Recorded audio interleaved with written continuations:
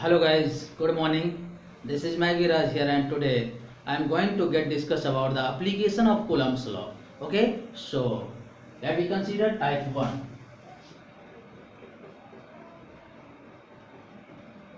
Here we take an example, 40 microcoulomb and minus 20 microcoulomb charges are placed at 4 centimeter apart in air.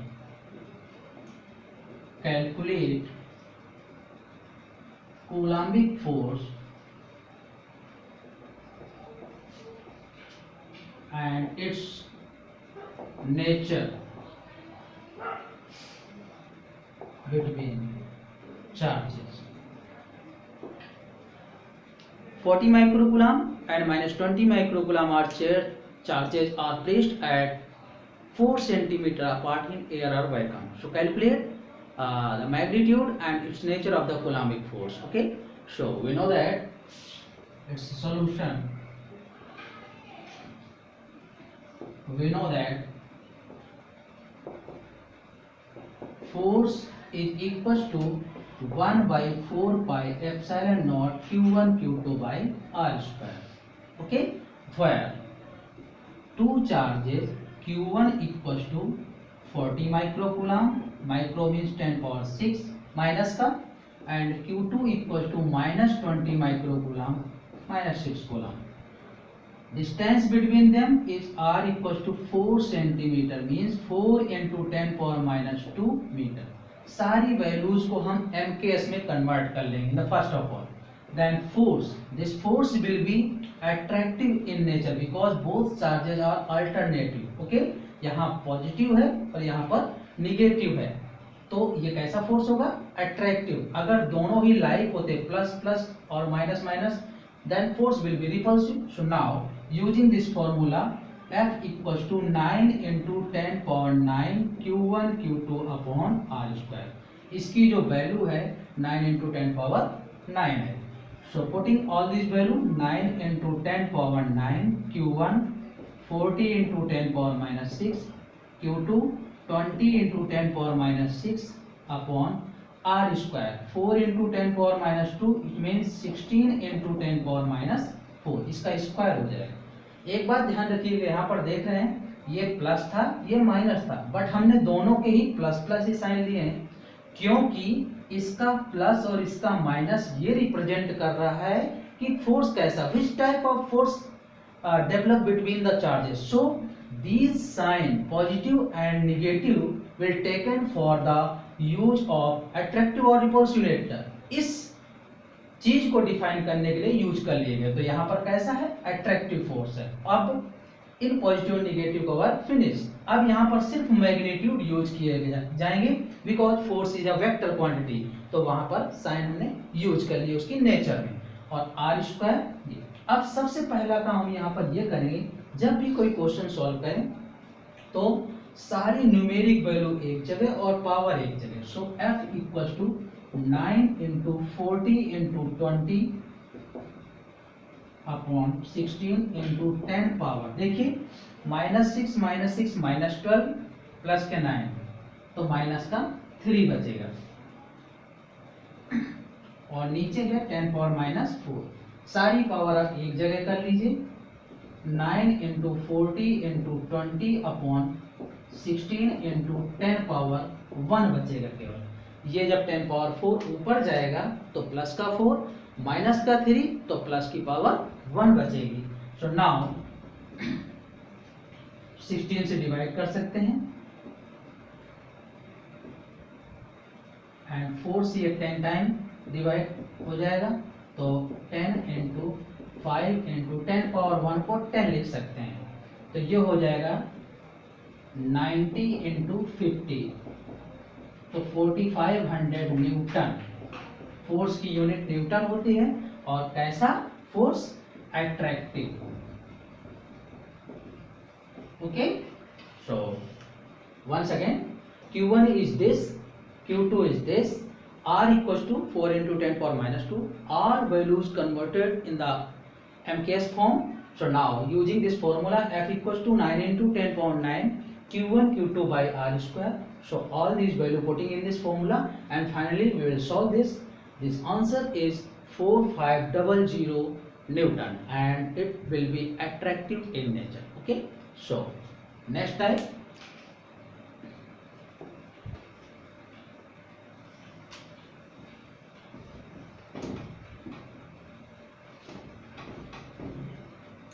Two unequal charges. Two unequal charges placed at some distance in air, then force is 10 Newton. If whole the system placed in water, then what will be force? कह रहा है दो unequal charge हैं, let me consider Q1 and Q2 placed at some distance apart. कहां पर रखे हैं? Air में रखे हुए हैं. अब फोर्स कितना है? 10 न्यूटन. ओके, अब अगर इन्हीं चार्जेस का जो पूरा सिस्टम बना, जैसे ये है Q1 और ये है Q2, R डिस्टेंस पर है, पहले ये एयर में है तो फोर्स समथिंग एल्स. अब इस होल सिस्टम को इमर्ज कर दिया गया, पूरा जैसे का जैसे था उठा के वाटर में इंट्रोड्यूस कर दिया गया, इमर्ज कर दिया गया. Then what will be new force? अब देखिए, फोर्स सबसे पहली चीज ये जान लीजिए कि रिड्यूस होगा कि इंक्रीज होगा. तो एयर और वैक्यूम में सबसे ज्यादा फोर्स होता है. इसके अलावा जिस मीडियम में भी इमर्ज करके रखेंगे वहां डाइलेक्ट्रिक कांस्टेंट की वैल्यू एयर के रिस्पेक्ट में चेंज हो जाएगी, मींस इंक्रीज कर जाएगी. तो इस वजह से फोर्स और डाइलेक्ट्रिक कांस्टेंट का रिलेशन इनवर्सली होता है. इसलिए किसी भी मीडियम में डिक्रीज पुट करेंगे तो फोर्स की वैल्यू डिक्रीज करेगी. फॉर एग्जाम्पल, अगर आप दो लोग हैं, खड़े हैं, एक दूसरे व्यक्ति पर हिट कर रहा है, तो जितने पावर से फोर्स लगा रहा है वो फोर्स, अब अगर दोनों ही पर्सन को इमर्ज कर दिया गया वाटर में, उतनी ही डिस्टेंस पर खड़ा कर दिया गया और अब हिट करने के लिए बोला जाए, तो क्या जितनी पावर लगा रहा है वो उतनी पावर से क्या वो उस पर्सन को हिट कर पाएगा? No. So what will your answer?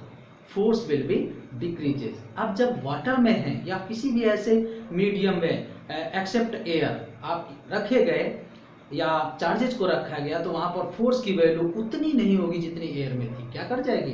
Reduce कर जाएगी. So let me solve this. F equals to 1 by 4 pi epsilon naught small k Q1 Q2 by R square. This is the formula. Here force inversely proportional K.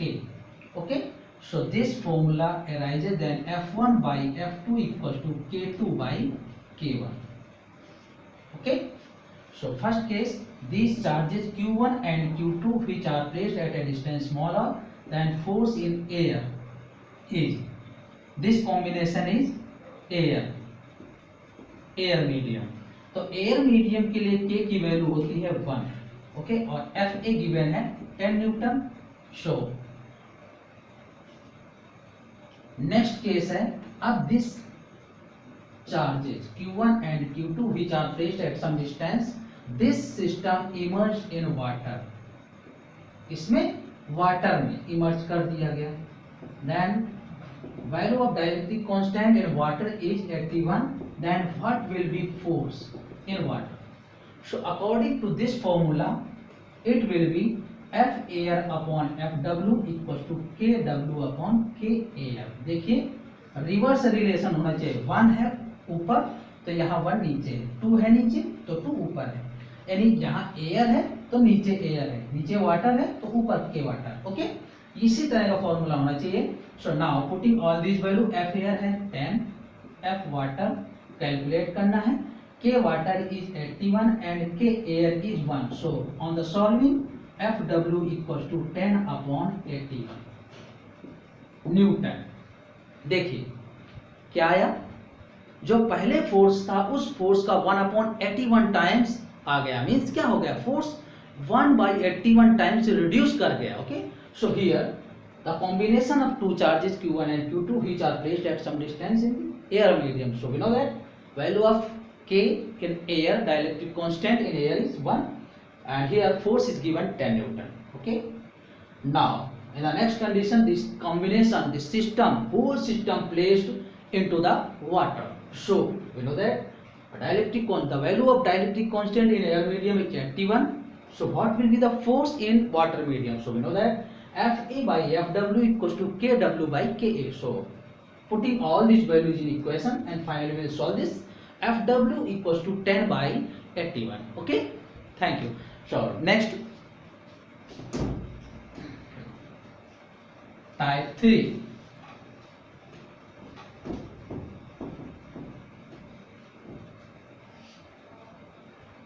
Now we are going to get discuss about the touches.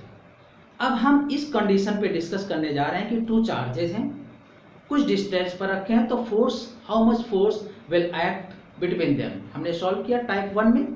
अब क्या होगा, if both charges touches for an instant and then placed at the same distance, then what will be new force. अब दोनों charge को for an instant touch कर दिया गया और फिर उतनी ही डिस्टेंस पर रख दिया गया. ओके, तो अब न्यू फोर्स क्या होगा, and what will be the specific condition required for this application. So here 80 microcoulomb and -10 microcoulomb charges placed at 9 centimeter apart in air. If they touches for an instant and then placed at the same distance, then what will be new Coulombic force. Okay, here the charges are 80 microcoulomb and -10 microcoulomb which are placed at 9 centimeter apart in air medium. If they touch it for an instant, अगर इनको क्षण भर के लिए touch कर दिया गया और फिर हटा करके कितने डिस्टेंस पर रखा, उतने ही डिस्टेंस पर रख दिया जितने डिस्टेंस पर पहले रखे हुए थे, 9 सेंटीमीटर पर, then what will be new force developed between the charges. Okay, so this Q1 is 80 microcoulomb and Q2 is -10 microcoulomb, are equals to 9 centimeter. So it converted into meter, 9 into 10 power minus 2 meter. If they touches, अगर इनको touch किया गया then क्या हो जाएगा, Q total Q1 plus Q2. अब total charge for an instant, हम instant भर के लिए, क्षण भर के लिए टच किया है, बट चार्ज तो टोटल होगा क्योंकि टच हुआ.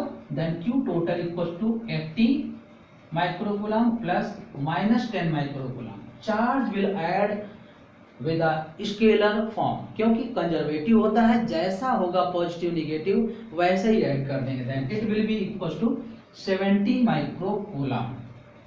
80 प्लस का है और 10 माइनस का है, that will be equal to 70 microcoulomb and then placed at the same distance. जितनी डिस्टेंस पर रखे थे उतने ही डिस्टेंस पर फिर पुट कर दिया. Then Q1 dash and Q2 dash. अब जब पहले की जितनी ही डिस्टेंस पर इनको रखेंगे तो ये टोटल चार्ज कितना कितना स्प्लिट होगा. सो हमने इस टॉपिक पर डिस्कस किया है कंडक्शन मेथड.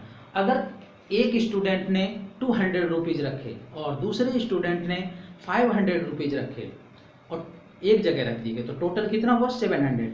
अब किसी दूसरी क्लास के स्टूडेंट्स को बुलाया गया, एक बच्चे को, और बोला इन दोनों बच्चों ने ये पैसे रखे हैं, इन दोनों को दे दीजिए. तो वो नहीं जानता कि कौन कितने रखे हैं. वो क्या करेगा, कंडक्शन प्रोसेस यूज करेगा. टोटल काउंट किया 200, 500, 700 हैं, हाफ हाफ करके दोनों में डिस्ट्रीब्यूट किया, क्योंकि वो किसी से भी वैर नहीं लेना चाहता। In the same way this process belongs to the conduction process. हमारे चार्ज सिस्टम में भी चार्ज भी कंजर्वेटिव इन नेचर है। हमने और दूसरे व्यक्ति ने आपस में हाथ मिलाया, हाथ मिलाने से हो सकता है सामने वाला कुछ ज़्यादा चार्ज में हो, आवेशित हो, दूसरा कम, लेकिन जैसे ये हाथ मिलाएंगे तो दोनों का गुस्सा लेवल पे आ जाता है, लड़ाई होने से बच जाती है। रीजन क्या है कि टोटल चार्ज क्षण भर के लिए ऐड हुआ और इक्वली डिस्ट्रीब्यूट हो गया, तो माइंड मेकअप हो गया, यानी जो बीपी का लो और हाई होना था वो मेंटेन लेवल पर आ गया, लड़ाई होने से बच जाती है। सो वही प्रोसेस यहाँ पर भी है। 70 माइक्रोकूलम है तो अब 70 का हाफ हो जाएगा 35 माइक्रोकूलम एंड 35 माइक्रोकूलम। ये बात समझ में आई? तो ध्यान रखिएगा जब भी ऐसा कोई एप्लीकेशन गिवन किया जाए कि touches for an instant and then placed at the same distance, तो टच करने में चार्ज टोटल हो जाएगा और फिर उतने ही डिस्टेंस पर रखने में हाफ हाफ चार्ज लेकर स्प्लिट हो जाएगा। अब फिर हम वही कूलॉमिक फोर्स यूज कर सकते हैं। Then F equals to 9 × 10⁹ Q1 Q2 by R²। Okay, so F equals to 9 × 10⁹ Q1, 35 × 10⁻⁶, Q2 35 × 10⁻⁶ upon R²। 9 × 10⁻² का स्क्वायर 81 × 10⁻⁴। सॉल्व कर दीजिए तो ये आ जाएगा 9 × 35 × 35 अपॉन 81 और सारी पावर एक जगह। देखिए ये माइनस का 4 ऊपर जाएगा तो प्लस हो जाएगा, तो 9 और 4 13 और -6 -12, प्लस के 13 माइनस के 12 तो प्लस का 1 बचेगा। 9 9 जाए 81। सो F इक्वल टू 35 × 10 350 अपॉन 9। इसको सॉल्व कर दीजिए, इतना न्यूटन फोर्स होगा। एंड इन दिस सिचुएशन जब ये चार्ज टच करके फिर सेपरेट उतने ही डिस्टेंस पर रखा जाएगा तो अब की बार जो होगा फोर्स रिपल्सिव ही होगा, because here charge will in the same nature. मतलब अगर ये प्लस था तो ये भी प्लस ही होगा, क्योंकि हाफ हाफ स्प्लिट हुए हैं। तो यहाँ पर अब जो भी अमाउंट में ज्यादा था, पॉजिटिव ज्यादा था तो पॉजिटिव बचेगा, अगर निगेटिव ज्यादा होता तो निगेटिव बचता। तो फिलहाल पॉजिटिव बचेगा तो दोनों पॉजिटिव पॉजिटिव होंगे। अगर ये माइनस का 80 होता, प्लस का 10 होता तो माइनस का 70। सो यहाँ पर कितना कितना आता, माइनस का 35 माइनस का 35, फिर भी रिपल्सिव। तो ऐसे केसेस में फोर्स हमेशा रिपल्सिव नेचर में ही रहेगा। Okay, thank you.